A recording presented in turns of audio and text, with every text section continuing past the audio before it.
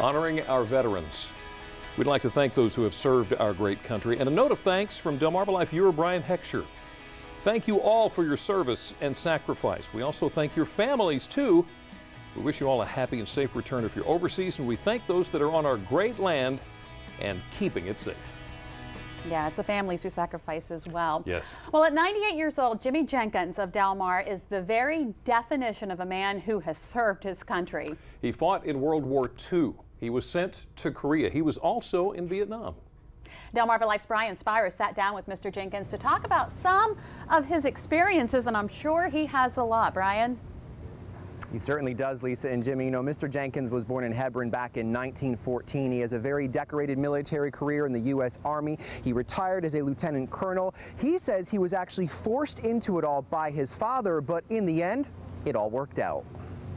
Yeah, I got called to active duty in 1942, and I stayed until I retired. So tell me what happened when your father dropped you off at the Charlotte Hall Military Academy. I don't know what happened. I don't know why he did. Nobody in the family had ever been in the military. Mom asked me if I'd drive him on Sunday. I told her yeah. And we went up to school. He said, "This is where you're going to stay." So he put me out. He'd already enrolled me. Tell me how you were there for a week and then you went home and then he made you go back. Well, I went home. I bummed a ride home. And told him I'd give it a fair shot, didn't like it. He said, "That's too bad, son." And took me back on Sunday. This was Friday night. Do you ever think about the men you served with? Yes. Just think about them, wonder where they are, what they're doing. The ones that are still alive, I never worry about the others. Do you still get a lot of recognition from people? Yeah, my daughter brought me a hat from New England that says U.S. Army retired, and people congratulate me, thank me.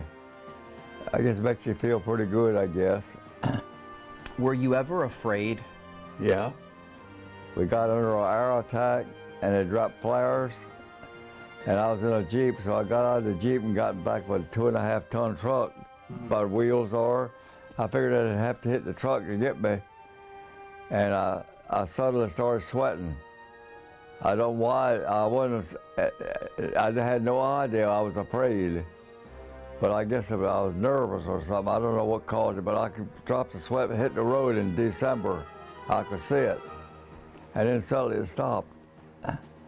And I had no idea what caused it or anything. I had no semblance of being afraid.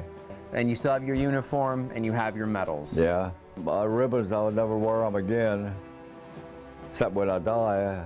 I kept that dress blues to be buried in. So tell me what Veterans Day means to you. I don't know, it just made me proud to be a veteran, I guess. I was kind of proud I served.